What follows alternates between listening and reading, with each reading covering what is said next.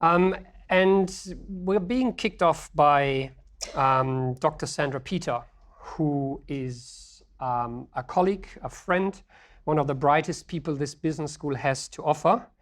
On her website, she calls herself a thinker, that's true, researcher, yes, educator, yes. She does not like to be called a futurist, so I'm calling her not a futurist. Even though her area of study is how to engage with the future in different ways. She's leading Sydney Business Insights, which has become a real asset to the business school. The team is dispersed here, so they are great people. You should meet them. She's the co-host of the Future This Week, the podcast on which I have the pleasure to be the other co-host. So you should listen to that. She's also widely published and an influential voice in Sydney Morning Herald, Australian Guardian, AFR, you name it. The two of us will co-host a workshop in the afternoon, but before that, she will talk to us about success in the fourth industrial revolution. What might that look like? Sandra.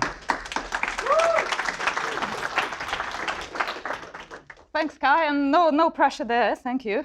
And thanks my team for being around. I've seen some of you here. Okay, so rethinking success. This has been a big challenge for me, and it's actually come out of two separate ideas that came together for me last year. One of them was I was teaching a class, and one of my students identified Jimmy Wales, the founder of Wikipedia, as a failure, having failed to monetize Wikipedia, upon which many of his colleagues agreed. And I thought, oh, maybe we should rethink how we define success in a business school. And the other trend came together as we were doing the podcast that Kai and I host every week, The Future This Week, and we were seeing really interesting ways in which success gets defined in the fourth industrial revolution. It's that second part that I'll focus on today. Rather than the first one. I think some of the speakers in the first block did some wonderful work around rethinking how trust, for instance. So I'll focus on the second bit. And the idea here is that individuals, corporations, and even nation states have to think through different types of technology, different ways of organizing work, and different ways of organizing our individual lives. So that's what I'll try to do today. This is pretty much an invitation to rethink success. Now, we're in a business school. Many of us here come from a business background, and we are told that a successful presentation must include stats. So this is my stat for today. It's 90%. This is how much work, how much robotics is involved in manufacturing a car. It's also how much of the world's business data was created over the last 2 years. It is incidentally also the number of trades done by algorithms. Actually, that number is about 97%, but we round it up for the purposes of presentations. It's also how many cash equity traders, desk traders were fired from Goldman Sachs over the last few years. There were 6,000 of them. There's now only 2, so that makes it probably 99%, but that's fine. And it's also how much of the plastic in the world that is now exists in the world, how much of that plastic has never, ever been recycled. So it's in this context that I think the world is really undergoing tremendous change in the way we live, in the way we work together. There are structural asymmetries in the information that we have and in the ways that we can use that information. And there's a consistent struggle that we all face with how things turn out, things like Facebook or Google or the elections. So this is the space where I want to challenge you a little bit, open up a conversation and try to get you to ask different questions. So this is not a presentation about rules or about the 7 ways in which you will achieve success in the fourth industrial revolution. But I did start with one big cool statistic, so at least that's done. 3 things that I want to talk to you about today. The first one is the really, really big picture. So in the really big picture, I want to talk about big things, nation states. And I want to tell you 2 stories about nation states. The first story that I want to get to is really one of economics. I am a reformed economist. My first degree was in economics. I've ventured quite far since that. But my first degree taught me a few things. Taught me that economic policy shapes what we pay attention to. And if you look at what has happened over the last 40 years, two big things have shaped economic policy. And these are observations by a guy called Tim Wu. He's a professor at Columbia University. And he observed something very simple in the US economy, which is that we can buy a lot of great things and they're quite cheap, but we're fairly unhappy with our work and we're fairly unhappy with our work conditions, and things seem to get a little bit worse every year. So Tim thought a little bit about why this is happening, and reflecting on 40 years of economic policy, he realized that increasingly we put two things at the center of economic policy. One of those things was access to cheap goods and services. The other one we've heard about earlier today, which was shareholder value.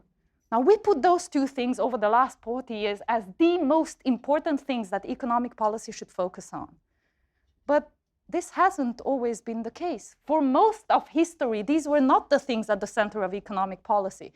What we thought the most important things were, and this was a time where people were merchants and landowners and traders and manufacturers and artisans, what these people put at the center of economic policy was trade, the ability to produce those goods and services freely and to trade them with other people freely.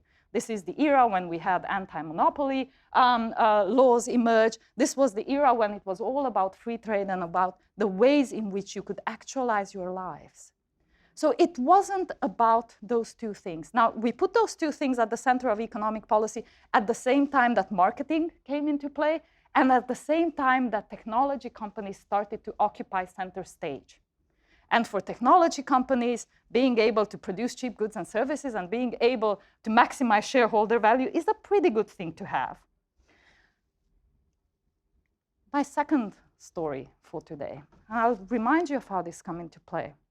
What does success look like in a world where you put at the center of the economy cheap goods and services and maximizing shareholder value? My second story is that the workplace, we are getting a generation that is entering the workplace that is very, very different to the generations we had before. This is Generation Z. Some of us can almost claim to be millennials, and the generation entering the workforce, the generation that is currently in the workforce, there's lots of us millennials. I'm kind of 1 foot, I barely made the millennial thing. But Generation Z is the generation that was born in the mid-90s. Now, this is the first generation that has grown up with social media. And the insights in this little story come from a wonderful academic who's at NYU. His name is Jonathan Haidt. Had the pleasure of interviewing and talking to him, and some people are nodding. Yes, he's been down to Australia and done a wonderful tour, but his latest book is called The Coddling of the American Nation. But an interesting insight about Generation Z is this is the generation that was sheltered. The generation that grew up not with helicopter parents, as most of us grew up, but grew up with bulldozer parents that have cleared the way in front of the children so nothing will harm them, that have been sheltered by anti-bullying policy, by being driven to every single lesson until they were 17 and they could drive their own cars, that have had every single obstacle removed. And the insight there was that this is a generation that is actually quite fragile, that is not prepared to face conflict, to face dissenting ideas. He's got wonderful anecdotes about how these generations in the US really struggle with dissenting views on campus. There is a call-out culture. You can't say that because it is offending me. So really struggle with robust debate. And we're seeing this enter the workforce, we're seeing this enter our political debate, and we're seeing this enter our universities. So this is the generation for whom success looks quite different. Okay, so I said first two big picture items, and we've gone through those. My second idea, my second two stories are about it's not what you think. So nation state, large ideas, but now organizational ideas. And for organizational success, I want to put two stories forward that will tell you that this is not what you think. One of them is my pet peeves. This is a graph that gets shown pretty much in every presentation that is around the future of work, the future of technology and success. And I am as guilty as many other people of showing this every single time I have a presentation. World top 5 by market cap. If you look back in 2006, there was one technology company, and that was Microsoft. Only 5 years later, there was still just one other technology company in the top 5 by market cap. This is Bloomberg data over the last 17 years. by 2016, all top 5 were technology companies, and people gasp at this point and go, my God, the world has changed. It is all about tech. And then if you keep going, only less than a year later, another company enters and displaces Wells Fargo, and that's Tencent. That's a Chinese tech company. And at this point, people go, my God, it's also about Chinese tech companies. And we keep going. We get to August. We get to the first $1 trillion company. That's Apple. We get Tencent and Alibaba, and they actually managed to displace Facebook. But still in the top 10, you have 7 companies that are technology companies. And this always gets told as a story about technology companies. I put it to you that success is not always what you think. This is a story about corporate inequality. What has happened, and again, this is data out of Harvard, what has happened over the last 20 years is that the companies that are at the top have stayed at the top. So the top 30% have stayed in the top 30%, the bottom 30 have stayed there. And small companies have found it increasingly difficult to move out of being a small company and get to the top. These companies are there to stay. But it gets even more interesting because we look at big companies today, and if you analyze those companies, it's actually a lot of small companies at the top. We used to have these stories for the past 15 years of disruption, big companies where they have to watch out because, you know, the incumbent is sluggish and does not innovate, and the little company at the bottom will come in and swoosh in and disturb them. The whole Christensen disruptive innovation. Kai might have something more to say about that. But what has happened with these small innovative companies is that they have no longer displaced the top, because the top is now tech companies that have much fewer employees. Think about a company the size of Apple compared to how many people Walmart employs. That's 2.2 million people versus I think it's 40,000 people for Apple. They no longer get disrupted because they're built on innovation. They're built on a culture of innovation where they disrupt themselves. Not only that, but all the companies that I showed you before are built on data. And we hear often that data is not the new oil. Data is the new oil. Turns out data is not the new oil, because these advantages from having large amounts of data accrue to the top much more than they accrue at the bottom. It is only a few companies that can reap huge benefits from large amounts of data, and that is the companies at the top who will stay at the top. So this is a story about corporate inequality, much more than that. And it gets quite interesting if you try to think about how would you solve this? How would you bring in regulation? Because whilst we have inequality that is rife, wonderful interview with Joseph Stiglitz, if you want to think about 30 years of inequality for us as individuals, and we put in regulation to regulate for that. But something very different happens when you start regulating in this space. You put in things like GDPR, which actually reinforce the companies that already have the data and the companies that are at the top, and make it even more difficult for the little companies to come up. Not only that, but I put it to you that we also have now inequalities of hope.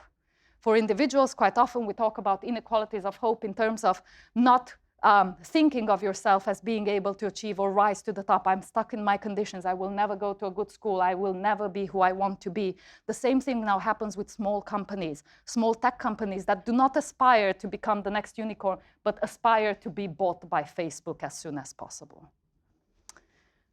My last story for corporate inequality is a story. Anyone know what that is? Where did that happen? It's 2 trains coming together. Of course, it's in the US, yes. Transcontinental Railway, 150 years ago. So I want to talk a little bit about revolutions. A lot of the successes in tech today have been, in the 4th industrial revolution, have been termed revolutions in transport. Now, a wonderful article by Laura Bliss in City Lab, that's part of The Atlantic, she was trying to look at where do these revolutions come from today, and she saw self-driving cars, she saw Uber, she saw mobility, she saw Elon Musk wanting to go to Mars, and I said, well, most of these are just pretty much aspirational rather than actual realities. And she said, well, let's have to think about when did we have the last actual of in the great transport revolution.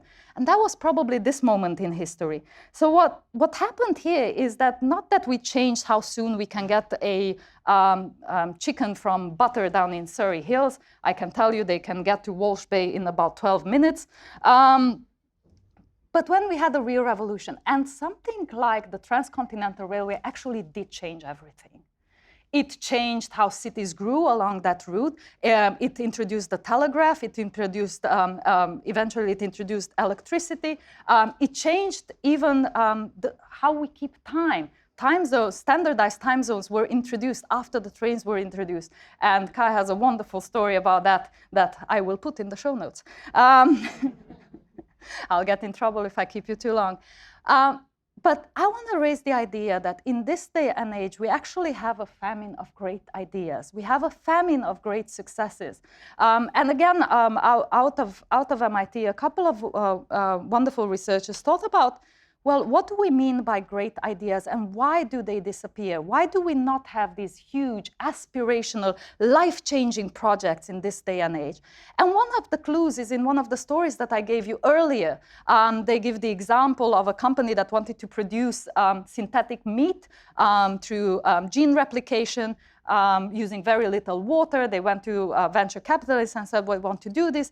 And the VC said, well, actually, then you'll go up against the FDA, and you're better off using the exact same technology to produce leather. Better shoes, better bags. A much smaller aspiration, but much faster to create that shareholder value and get a return to our investment. Since we strove to put a man on the moon and return him safely to Earth, within a decade, that project cost in today's money about $15 billion, employed 400,000 people. We do not have big life-changing projects that involve, like in this case, not only private companies, not only deep capital, but also huge federal grants, huge investment by a lot of people to produce this in cooperation with the government. So a famine of big ideas that characterize this period. And thirdly, I want to bring it down to you as individuals. Two more stories for you to rethink what success means in this day and age for individuals. And they're under the heading of, it's not all about you. The individual, I think, is now at the crossroads. My first story for the individual at the crossroads comes from Kickstarter. And it actually comes from one of the vice presidents of Kickstarter by the name of Fred Benison. He was the former vice president. And his observation was that in the beginning, Kickstarter was a really fun place. They got all these interesting ideas that needed to get funding. They spent days and days in the office playing around, seeing this project grow to life and being funded, some of them, 8 times the amount of money that they wanted. But then something interesting happened. The Kickstarter became really, really successful, so they had to automate some of this. Now, they knew the types of projects that would be quite successful. They knew the types of projects that would probably make it. And so they automated a lot of that work. So what was left for the individuals who did this manually? The really difficult cases where you were really unsure whether this would work or not, where the chances of success were quite low. The margin of error was quite big because some of them kind of straddled that line between, whether this is a fun implement for a day at the beach or a medical device. People started to struggle with the idea that all the work that they did as individuals, having automated all the menial tasks and all the boring, repetitive tasks, all the jobs that they had as individuals were now complicated, complex, taxing, burdensome. Now think about the success and automation at the individual level differently, not necessarily in terms of what it saves us from doing, but what is left behind for us to do once everything that is easy, that is not hard, that is not depressing, gets automated away. And you can think about this not only in this example, but in the medical profession and many other fields. And so my last story. My last story for today is probably one of my favorite stories that we've come across over 150 episodes that we've done with Kai over the last couple of years. And many of you might know who this guy is. Lil Nas X. Oh, you're here. Andrea Maas will come after me, but Andrea is also a member of our board of advice, and we were sitting down for coffee before one of my podcasts. She's absolutely fantastic. Kai will do an introduction, but hello, Andrea. Thank you for bringing this to my attention. So she goes, have you heard of Old Town Road? And I went, no, I have not. And she says, well, let me tell you about this guy. This guy be Lil Nas X. He from Georgia. He was 19 back in that time, and he was in Georgia, and he was black, and he lost his job, and his girlfriend left him, and he thought, my God, my life looks like a country song. She tells it much better, by the way. And she said, well, I might just write a country song about that, which he did, called Old Town Road. Now, Old Town Road became really, really popular. It was downloaded millions of times, made it to the top of the Billboard charts. When it made it to the top of the Billboard charts, Billboard said, nah, you can't have it. Because it's not really country, it's country trap. So it's got a country beat, it's got a banjo, it's got all the twang and all the things in it, but it's not really country. So they kicked him off the charts. Now Twitter, social media ensues.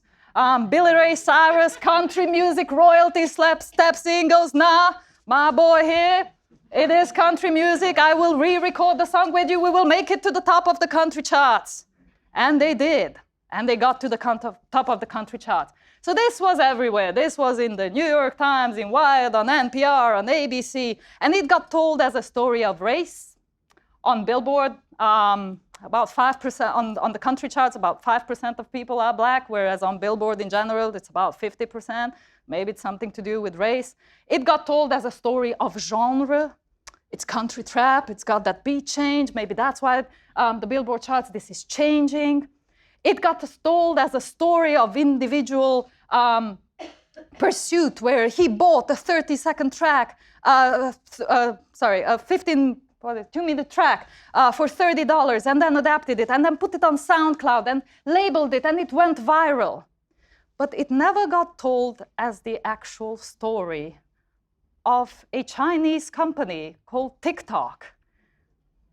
This is, if you haven't come across TikTok, 15-second videos that go viral.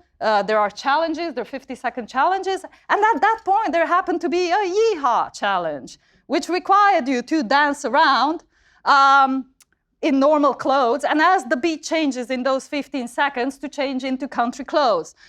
So of course, Kai and I had to do it. There is no sound to my country music.